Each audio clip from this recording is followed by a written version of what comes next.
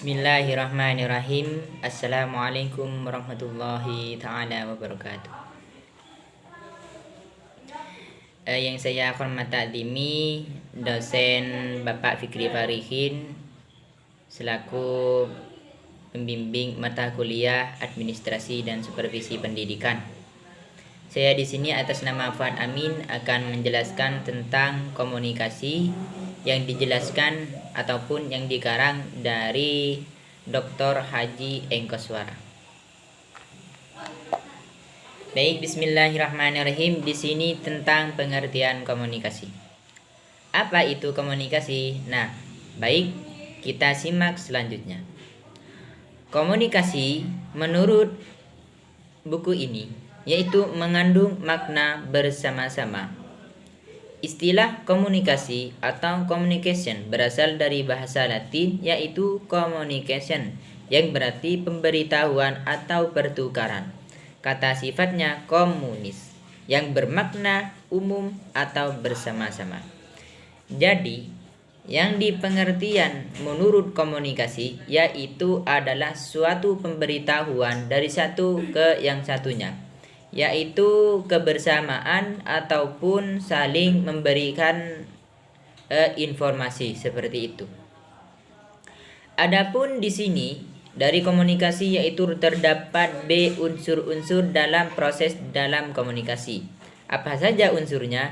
Yaitu komunikasi pada dasarnya adalah proses penyampaian pesan.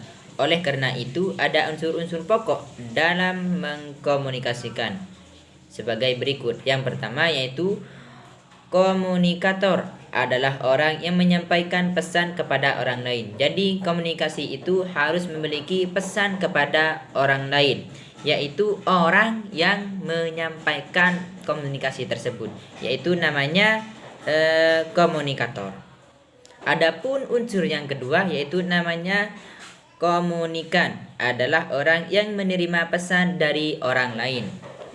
Jadi, yang kedua yaitu namanya komunikan, yaitu seseorang yang menerima yang menerima kabar ataupun informasi dari unsur yang pertama yaitu komunikator.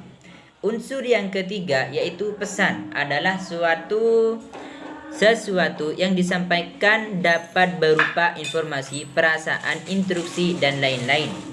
Jadi komunikasi tersebut yang ketiga yaitu unsurnya adalah pesan, baik itu berupa suatu penugasan ataupun informasi pesan ataupun sebagainya seperti itu. Intinya komunikasi. Adapun unsur yang keempat yaitu media. Di sini adalah bentuk atau cara pesan itu disampaikan. Media dapat berupa lisan, tertulis, film, dan bentuk lainnya. Jadi komunikasi tersebut yaitu simpel seperti realita pada pada kehidupan nyata seperti ini ya. Ada media lisan, komunikasi, seperti itu ya. Kita menyampaikan kamu ini harus begini. Tadi itu ada pengumuman seperti itu.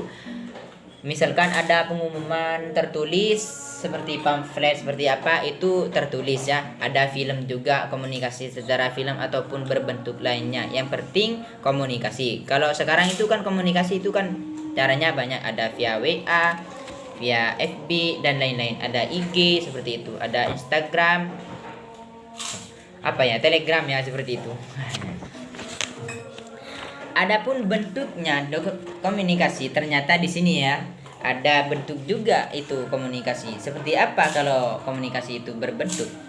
Kita baca yaitu secara garis besar bentuk komunikasi dibagi ke dalam dua bentuk besar, yaitu komunikasi di sini disebutkan bahwasanya komunikasi itu terbagi dari dua, yaitu berlaku umum atau yang biasa digunakan oleh kebanyakan orang dalam proses komunikasi.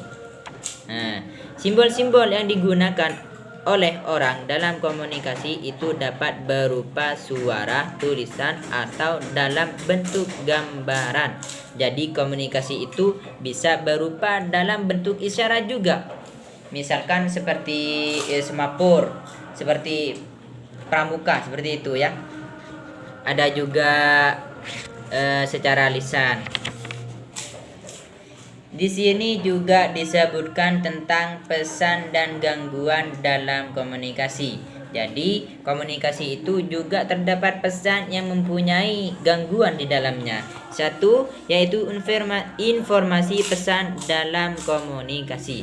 Informasi adalah hasil dari proses intelektual seseorang. Proses intelektual adalah mengolah atau memproses stimulus, seperti itu.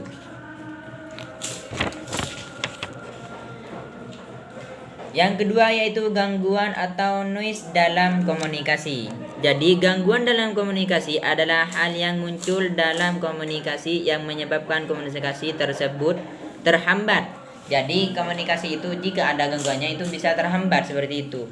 Artinya perilaku yang diharapkan muncul tidak muncul karena terhambatnya pesan yang disampaikan atau pemilihan media yang tidak sesuai dengan karakteristik pesan yang ingin disampaikan.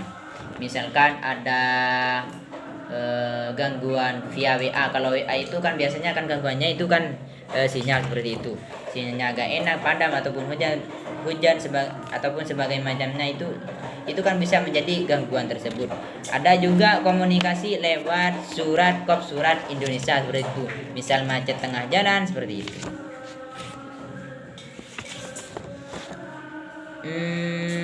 Ada juga di sini teknologi informasi dalam komunikasi. Jadi di sini teknologi informasi yaitu komunikasi organisasi yang baik diharapkan memberikan dukungan terhadap pencapaian tujuan organisasi, mengatur setiap peranan orang, kelompok, bagian dalam organisasi, memperjelas struktur formal organisasi, seperti itu. Jadi teknologi informasi itu juga penting seperti laptop ataupun sebagai macamnya. Mungkin intinya kesimpulan dari organisasi atau kesimpulan dari komunikasi. Itu kesimpulan dari komunikasi yaitu menyampaikan dan menerima pesan ataupun juga ada pesan di dalamnya, seperti itu. Baik, demikian dari saya. Apabila ada kekurangan ataupun kesalahpahaman ataupun tutur kata yang kurang begitu lancar dari saya kepada Bapak Fikri Farhin MPDI khususnya, saya mohon maaf. Di sini wallahual muwaffiq ila aqwamit thoriq. Wassalamualaikum warahmatullahi wabarakatuh.